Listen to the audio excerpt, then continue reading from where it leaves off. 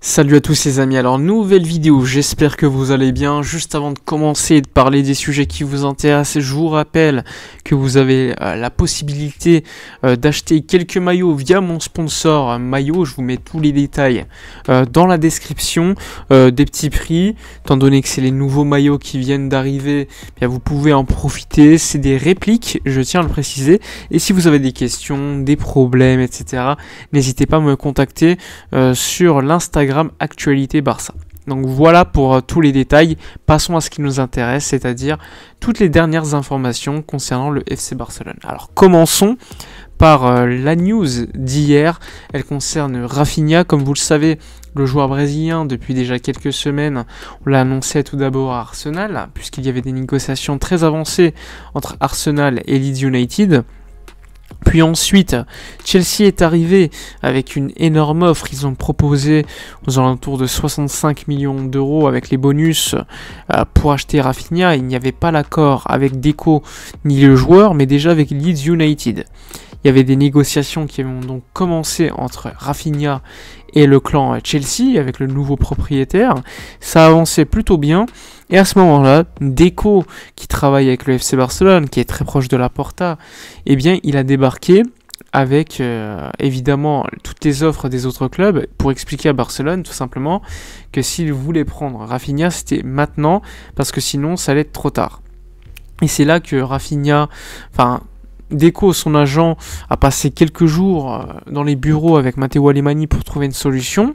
Et hier, l'information elle est tombée. Rafinha pourrait signer à Barcelone pour environ 55 millions d'euros avec des bonus.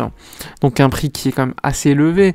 Mais par rapport à l'offre de Newcastle, qui est arrivée d'ailleurs au tout dernier moment à Leeds United ou encore de Chelsea, ce sont des offres inférieures. Enfin, l'offre du Barça est inférieure à celle-ci. Donc encore une fois, pour l'instant, il y a un principe d'accord entre le clan Rafinha, Barcelone et Leeds United. Ce n'est pas encore fait, mais on avance très très vite vers un accord total avec un salaire de 6 millions d'euros net annuel pour Rafinha, contrat de 5 ans évidemment, avec un paiement en 3 fois. Comme vous le savez, tous les transferts sont payés en plusieurs fois, mais là on a les détails des modalités de paiement, ce qui est toujours assez intéressant pour les liquidités. Je rappelle, il faut différencier les liquidités et l'amortissement d'un transfert. L'amortissement d'un transfert, c'est par rapport aux années de contrat et par rapport au prix. Si le joueur coûte 60 millions d'euros, bien tu le divises par 5 années de contrat pour savoir l'amortissement annuel. Alors que le paiement, les liquidités, c'est complètement différent. Ça se trouve là, ça va être un paiement de 20 millions d'euros sur 3 fois. Donc ça, c'est complètement différent. Liquidité et amortissement. Donc faites la différence.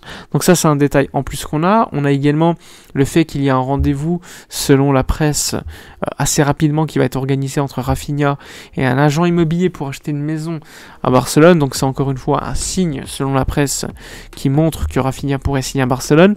On sait que Rafinha, sa priorité était Barcelone. Hein. C'est toute la presse anglaise qui le confirme, tout le monde le sait. Deco est très proche et travaille avec le club aussi, puisqu'il le recrute en Am Sud pour le club.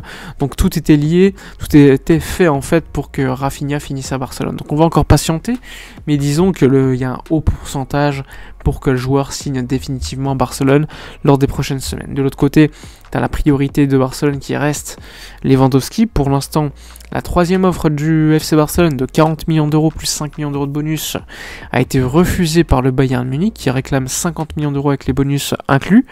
Donc on sait que le Bayern avait refusé les deux premières offres en n'y répondant même pas, mais la troisième offre, ils ont répondu. Donc il y a un contact enfin avec le club et il pourrait y avoir un résultat positif pour le Barça assez rapidement. Mais pour l'instant, le Barça n'a pas prévu une quatrième offre et attend, à mon avis, que la pré-saison commence pour que le joueur peut-être se mette en grève et qu'une situation très compliquée pour le Bayern s'installe et qu'il soit limite obligé d'accepter l'offre du Barça. Donc on va encore une fois patienter.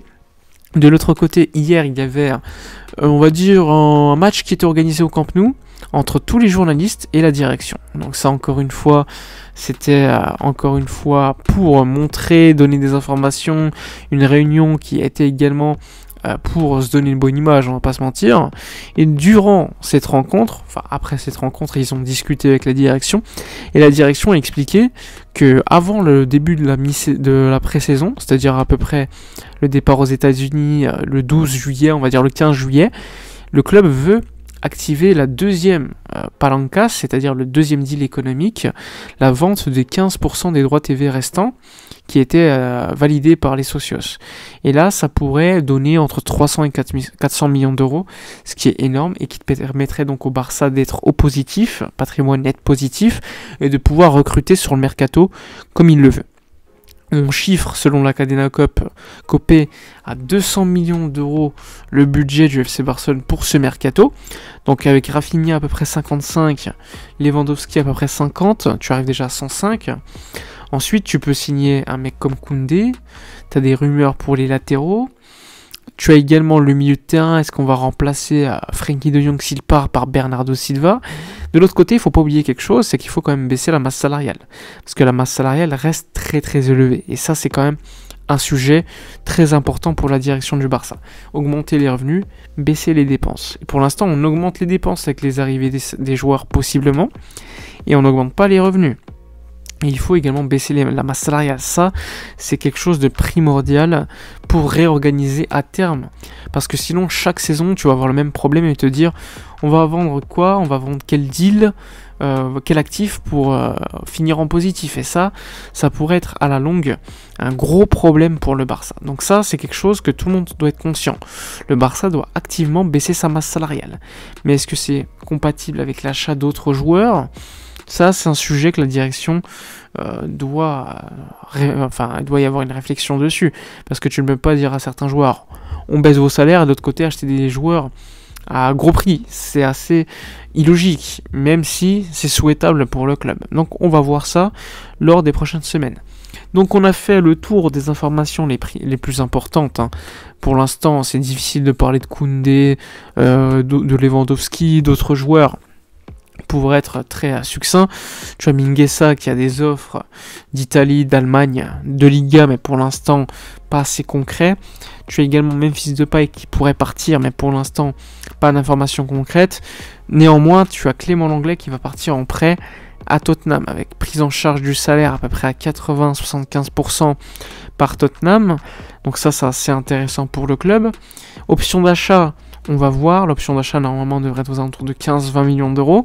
Donc ça c'est plutôt bien, si Joux pourrait l'acheter, sachant que les clubs anglais, 15-20 millions d'euros pour eux, c'est rien du tout.